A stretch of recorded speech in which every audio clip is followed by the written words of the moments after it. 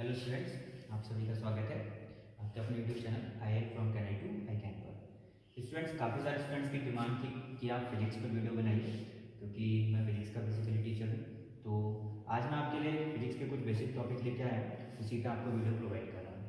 तो जो सबसे पहले अगर हम बीएससी लेवल पे या ग्रेजुएशन लेवल पे फिजिक्स के टॉपिक की बात करते हैं तो उसमें वेक्टर की काफ़ी सारी इंपॉर्टेंस रहती है, और वेक्टर को डील करने के लिए हमें कुछ टर्म्स की जरूरत पड़ती है, जो कि टर्म्स है हमारे डाइवर्जेंस, कर्ल, ग्रेडियंट। ठीक है, तो आज के वीडियो में मैं आपके साथ यही डिस्कस करूंगा कि डाइवर्जेंस क्या होता है, कर्ल क्या होता है, ग्रेडियंट क्या होता है। इंपॉर्टेंट चीज इसमें यह है कि जो टॉपिक है ये आपके मैथमेटिक्स में भी काफी ज्यादा वेटेज रखता है, और इसका यूज आप मैथ्स में भी करते हो, और फिजिक्स में तो इसको ऑलमोस्ट आप हर जगह पे यूज करते ही करते हो। ठीक है, तो बीएससी लेवल के टॉपिक्स में अगर हम देखें तो डाइवर्जेंस, कर्ल और ग्रेडियंट की काफी सारी इंपॉर्टेंस रहती है। चाहे किसी भी क्लास के स्टूडेंट्स हो, ग्रेजुएशन लेवल पे या पीजी लेवल पे किसी के भी स्टूडेंट्स हो, तो आपको इनकी हेल्प लेनी ही पड़ती है, और इनकी प्रॉपर्टीज के बारे में आपको पता होना चाहिए। तो चलिए हम स्टार्ट करते हैं। तो सबसे पहले मैं आपको बता देता हूँ कि डाइवर्जेंस, कर्ल और ग्रेडियंट में क्या चीज कॉमन है। तो एक इंपॉर्टेंट चीज जो इसमें कॉमन होती है वो है ऑपरेटर, और कौन सा ऑपरेटर है, वो है डेल ऑपरेटर।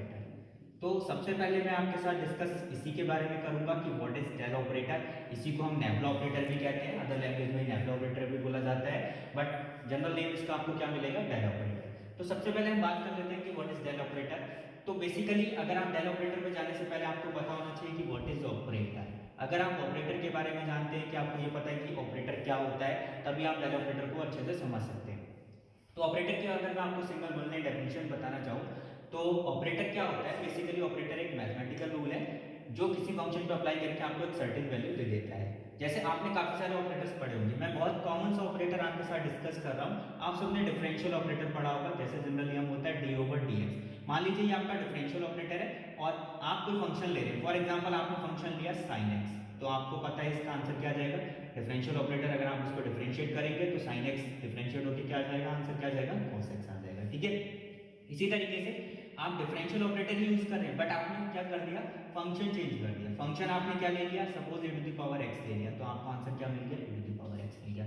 आई होप आप समझ पा रहे होंगे मैं क्या समझाना चाह रहा हूँ। बेसिकली ऑपरेटर क्या है, ऑपरेटर एक मैथमेटिकल रूल है जो किसी फंक्शन पे अप्लाई करके आपको क्या दे देता है, एक सर्टेन वैल्यू प्रोवाइड कर देता है, और वो सर्टेन वैल्यू जो होगी वो जरूरी नहीं कि आपको वही एक ही वैल्यू बार बार मिले, वो डिपेंड करेगा फंक्शन के नेचर के ऊपर। तो आई होप आप समझ गए होंगे कि what is operator. Operator is a mathematical rule which apply on a function and give a certain value। ठीक है, तो अब हम बात कर लेते हैं कि what is del operator। तो del operator क्या है, बेसिकली अगर हम बात करें कि del operator क्या होता है, तो del operator is denoted by this symbol। ये जो सिंबल आप देख रहे हैं, इस टाइप का उल्टा ट्रायंगल और इसके ऊपर vector, it is called del operator। और इसकी अगर हम वैल्यू की बात करें तो del operator में क्या होता है, del over del x I cap plus del over del y j cap plus del over del z k cap. ठीक है, यहाँ पर आपको इंपॉर्टेंस ये समझनी है कि ये एक ऐसा ऑपरेटर है जो वेक्टर फॉर्म में होता है। डेल ऑपरेटर जो है वो वेक्टर फॉर्म में लिखा जाता है, और यहाँ पर जो आप ये क्वांटिटीज देख रहे हैं डेल ओवर डेल एक्स, ये है हमारी क्या, पार्शियल डेरिवेटिव। ये क्या है, पार्शियल, ये एग्जैक्ट डेरिवेटिव नहीं है। ठीक है, ये भी आपको यहाँ पर ध्यान रखना होगा कि यहाँ पर ये क्या होते हैं, पार्शियल डेरिवेटिव्स होते हैं। डेल ओवर डेल वाई भी पार्शियल ऑपरेटर है, और ये डेल ओवर डेल जेड भी आपका क्या है, पार्शियल डेरिवेटिव है। अब पार्शियल और एग्जैक्ट डेरिवेटिव क्या होते हैं ये आपको बहुत अच्छे से पता होंगे। जैसे मैं डी ओवर डी एक्स लिख रहा हूं तो ये बनेगा डी ओवर डी एक्स, ये बनेगा एग्जैक्ट डेरिवेटिव। ये इसके रिप्रेजेंटेशन का तरीका है। ठीक है, अगर मैं इसको पार्शियल फॉर्म में लिख रहा हूं तो मैं लिखूंगा इसको डेल ओवर डेल एक्स, ये मेरा क्या हो गया, पार्शियल डेरिवेटिव हो गया। ठीक है, आई आप समझ गए होंगे। इनकी प्रॉपर्टीज मैं आपके साथ डिस्कस कर लूंगा। तो अभी आप क्या समझिए कि डेल ऑपरेटर को हम रिप्रेजेंट कैसे करते हैं। तो del operator is represented by del over del x i cap plus del over del y j cap plus del over del z k cap. ठीक है, it is called del operator. तो बाकी जो rule होंगे वो इसी के base पर आगे चलेंगे। तो बेसिकली डेल ऑपरेटर क्या है, एक वेक्टर फॉर्म में ऑपरेटर है, और जिसकी जो वैल्यू दी जाती है वो क्या है, del is equal to del over del x i cap plus del over del y j cap plus del over del z k cap. अब मैं बात करता हूं जो टॉपिक हमें आज डिस्कस करने हैं आज के लेक्चर में। तो सबसे पहले हम बात कर लेते हैं व्हाट इज डाइवर्जेंस। तो जो फर्स्ट टॉपिक है हमारा वो है डाइवर्जेंस।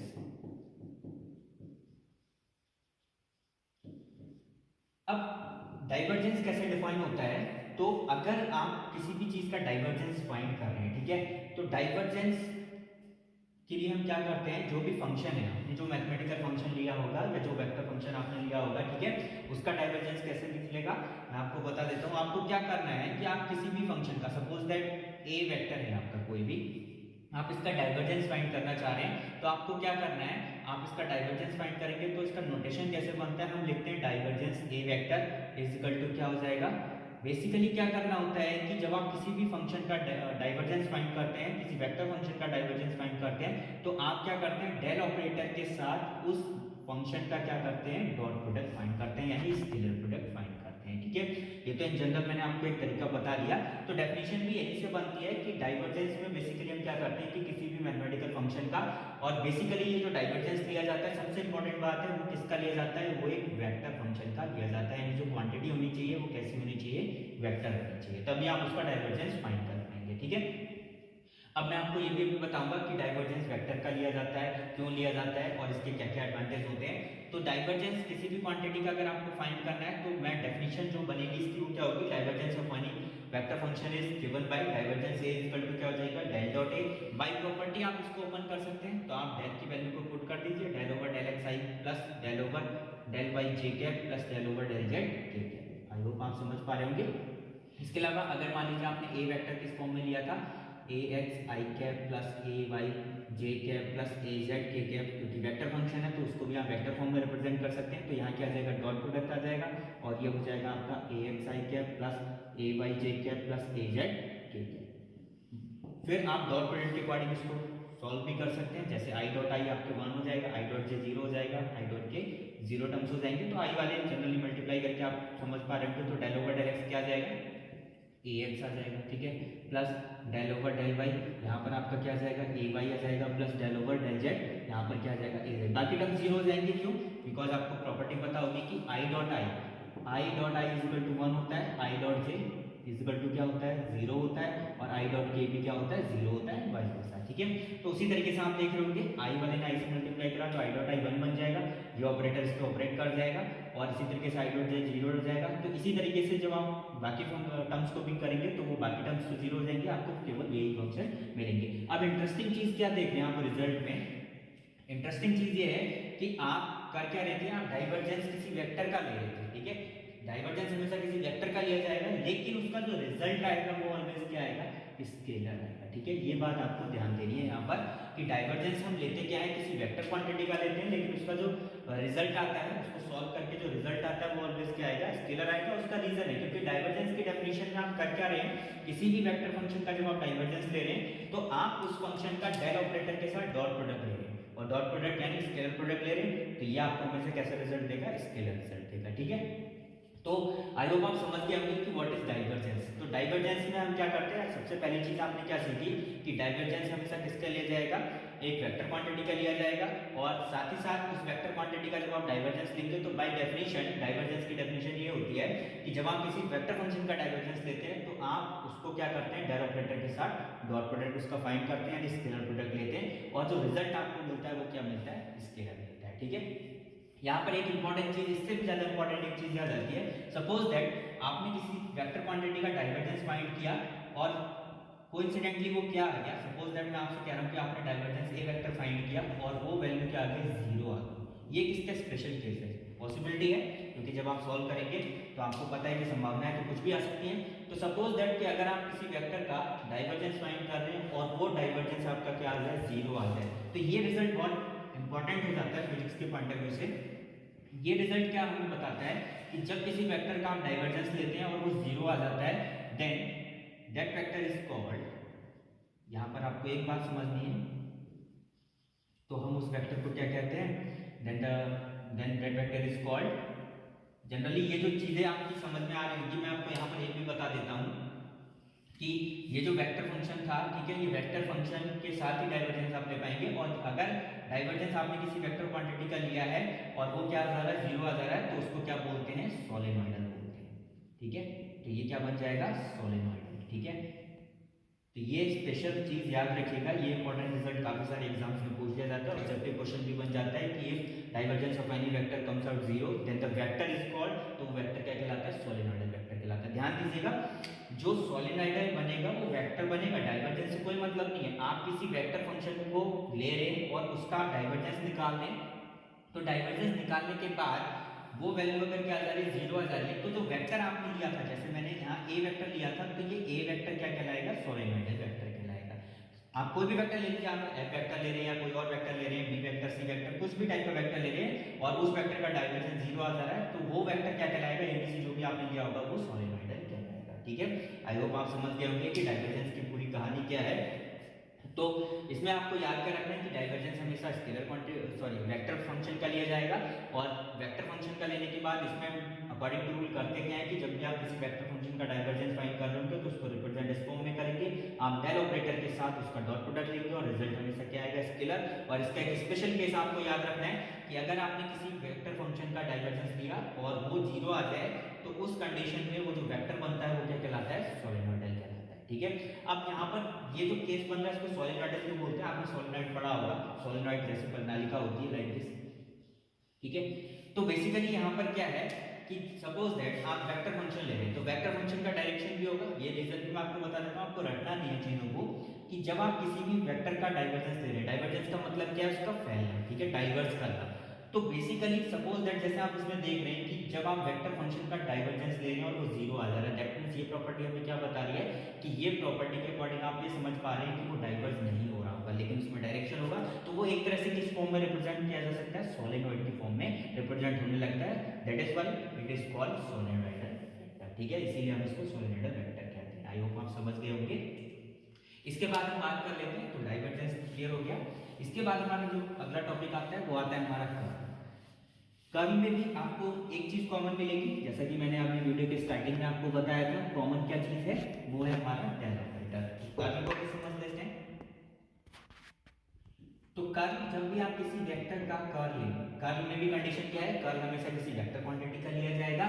तो कर्ल की डेफिनेशन क्या कहती है, सपोज दैट आपने किसी एक ए वेक्टर, सपोज मैं मान लेता हूं कि मेरे पास एक ए वेक्टर है, ए वेक्टर इज इक्वल टू इस फॉर्म में लिखा हुआ है ए x i cap plus A Y j cap plus A Z k cap type में। ठीक है, तो जब आप किसी वेक्टर का कर्ल लेंगे तो रिप्रेजेंटेशन कुछ इस टाइप से होगा, कर्ल ए करके लिखेंगे आप। तो बाय डेफिनेशन क्या होता है कि जब आप किसी वेक्टर का कर्ल फाइंड करने जाएंगे तो क्या होगा, डेल ऑपरेटर यहाँ पे भी कॉमन है, लेकिन इस डेल ऑपरेटर का उस क्वांटिटी के साथ या उस वेक्टर क्वांटिटी के साथ आपको क्या लेना है, क्रॉस प्रोडक्ट लेना है। ये आपको ध्यान देना है। डाइवर्जेंस में हम क्या लेते थे, डॉट प्रोडक्ट या स्केलर प्रोडक्ट लेते थे, लेकिन जब हम कर्ल को फाइंड करेंगे तो हम क्या लेंगे, उसका क्रॉस प्रोडक्ट लेंगे। तो बाय डेफिनेशन आप उसको ओपन भी कर सकते हैं। डेल ऑपरेटर की वैल्यू मैंने आपको बताई थी, क्या होती है, del over del x i cap plus del over del y j cap plus del over del z k cap. ठीक है, तो आप इसको सिंप्लीफाई करेंगे तो ये इसकी भी वैल्यू को पुट कर दीजिए, ए x i cap plus A Y j cap plus A Z k cap type में। ठीक है, आई होप आप समझ रहे होंगे। अब इसके बाद क्रॉस प्रोडक्ट की डेफिनेशन आपको पता ही है कि क्रॉस प्रोडक्ट जब भी हम सॉल्व करते हैं तो डिटरमिनेंट मेथड की हेल्प से सॉल्व कर सकते हैं। तो डिटरमिनेंट मेथड में आपको पता है कि आई जे के टर्म्स लिखे जाएंगे, फिर इनके कोफिशिएंट आ जाएंगे। तो कोफिशिएंट आपको पता है कि आई के साथ यहाँ कोफिशिएंट क्या है, डेल ओवर डेल एक्स है, यहाँ डेल ओवर डेल वाई है, यहाँ डेल ओवर डेल जेड है। यहाँ पर कोफिशिएंट आपके पास क्या है, ए एक्स ए वाई ए जेड, और आप इसको बाई डिटरमिनेंट प्रॉपर्टीज को सॉल्व कर सकते हैं। जो भी रिजल्ट आएगा आप उसको इजीली फाइंड कर सकते हैं। अब इंपॉर्टेंट चीज है कि जब भी आप इसको सॉल्व करेंगे तो आप देख रहे होंगे यहाँ पर आई का टर्म भी आएगा, जे का टर्म भी आएगा और के का टर्म भी आएगा, और सर्टेन वैल्यूज भी आएंगी इसके साथ, जो भी इसके साथ में होंगी। ठीक है, लेकिन आपको एक चीज यहाँ से क्लियर पता चल रही है कि यहाँ पर जो भी रिजल्ट आएगा वो रिजल्ट हमेशा कैसा मिलेगा, वो रिजल्ट हमेशा आपको कैसा मिलेगा, वेक्टर क्वांटिटी मिलेगी। ठीक है, तो इंटरेस्टिंग चीज यहाँ पर ये समझनी है कि जब भी हम किसी वेक्टर का कर्ल फाइंड करते हैं तो उसका कर्ल फाइंड करते हुए हमें क्या करना होता है, हमें डेल ऑपरेटर के साथ उस वेक्टर को क्रॉस प्रोडक्ट में सॉल्व करना होता है, यानी उसका क्रॉस प्रोडक्ट यानी वेक्टर प्रोडक्ट लेना होता है, और फाइनली जो क्वांटिटी निकल के आती है वो वेक्टर आती है। ठीक है, बिकॉज डेफिनेशन में आप देखते भी होंगे कि वेक्टर प्रोडक्ट की डेफिनेशन में जो रिजल्ट आता है वो हमेशा क्या आता है, वेक्टर क्वांटिटी आती है। ठीक है, तो बस डिफरेंस कहां पर आ रहा है, देखिए दो अभी तक आपने जो दो चीजें पढ़ी, डाइवर्जेंस और कर्ल, उसमें आप देख पा रहे थे कि एक चीज तो कॉमन है, del operator. Del operator divergence में भी आ रहा था, डेल ऑपरेटर आपका कर्ल में भी आ रहा था, लेकिन इंपॉर्टेंट चीज क्या हो रही है कि डाइवर्जेंस में हम डॉट प्रोडक्ट फाइंड कर रहे थे, यहाँ पर हम क्रॉस प्रोडक्ट फाइंड कर रहे हैं। ठीक है, तो इस तरीके से हमारा कर्ल क्या होता है, डिफाइन होता है। तो अभी तक आपने क्या सीखा कि कर्ल किसी भी वेक्टर का फाइंड करते हुए आप जब सॉल्व उसको करेंगे तो रिजल्ट हमेशा क्या आएगा, वेक्टर आएगा। साथ ही साथ यहाँ पर भी एक नेसेसरी कंडीशन है कि कर्ल ऑलवेज किस क्वांटिटी का लिया जाएगा, वेक्टर क्वांटिटी का लिया जाएगा। ठीक है, अब यहाँ पर भी एक स्पेशल केस आ जाता है, वो भी मैं आपके साथ डिस्कस कर लेता हूँ कि सपोज दैट आप किसी वेक्टर का कर्ल फाइंड कर रहे हैं और कोइंसिडेंटली वो जीरो आ जाए, दैट मींस कंडीशन क्या है, सपोज दैट वो क्या आ गया, जीरो। सपोज आपने किसी वेक्टर का कर्ल फाइंड किया और वो क्या आ गया, जीरो आ गया। तो इस कंडीशन में जो वेक्टर बनेगा तो वो वेक्टर क्या कहलाएगा, then this vector irrotational vector. ये बहुत इंपॉर्टेंट रिजल्ट है, आप इसको याद रखिएगा। जैसे वहां पर डाइवर्जेंस में हमारा क्या बनता था, डाइवर्जेंस में हमारा क्या बनता था, सोलेनॉइडल वेक्टर कहलाता था। यहाँ पर अगर आपने किसी वेक्टर क्वांटिटी का कर्ल फाइंड किया और कोइंसिडेंटली वो जीरो आ गया, then that vector is called irrotational vector. तो उस वेक्टर को हम क्या बोलेंगे, इरोटेशनल वेक्टर बोलेंगे। आई होप आप समझ पा रहे होंगे। अब मैं आपको ये भी बता देता हूँ why it is called irrotational vector. इसको इरोटेशनल क्यों कहते हैं, क्योंकि आप समझ रहे हैं जैसे कर्ल का मतलब क्या होता है, रोटेट करना। जैसे कर्ली हेयर होते हैं आप घूमे हुए एक तरह से, ठीक है। तो सपोज दैट आप किसी वेक्टर का कर्ल फाइंड करने जा रहे हैं, ठीक है, और वो जीरो आ रहा है, दैट मींस ये क्या इंप्लाइज कर रहा है, दैट मींस आपको क्या सिग्निफिकेंस इस तरह यहाँ पर नजर आ रहा है कि वो क्या है कि वो रोटेट नहीं करेगा। दैट मींस क्या होगा, वो इरोटेशनल होगा, ठीक है। आई होप आप समझ गए होंगे why it is called irrotational vector. तो दो चीजें अभी हमने सीख ली, एक डाइवर्जेंस सीख लिया, एक कर्ल सीख लिया। थर्ड जो तब हमारे पास आता है, थर्ड जो चीज हमें सीखनी है वो है ग्रेडियंट के बारे में। तो यहाँ पर आपको बस थोड़ा सा सावधान ये रहना, ग्रेडियंट में काफी सारे स्टूडेंट्स एक कॉमन मिस्टेक कर देते हैं इसको अप्लाई करते हुए। मैं आपको बता देता हूँ ग्रेडियंट में क्या होता है। ये तीनों चीजें आपके बहुत ही काम आने वाली हैं। तो ग्रेडियंट बेसिकली क्या है, सबसे इंपॉर्टेंट चीज आपको ये ध्यान रखनी है, डाइवर्जेंस और कर्ल हमेशा किसके लिए जाते थे, वेक्टर क्वांटिटीज के लिए जाते थे, लेकिन ग्रेडियंट ऑलवेज किसका लिया जाएगा, एक स्केलर क्वांटिटी का लिया जाएगा।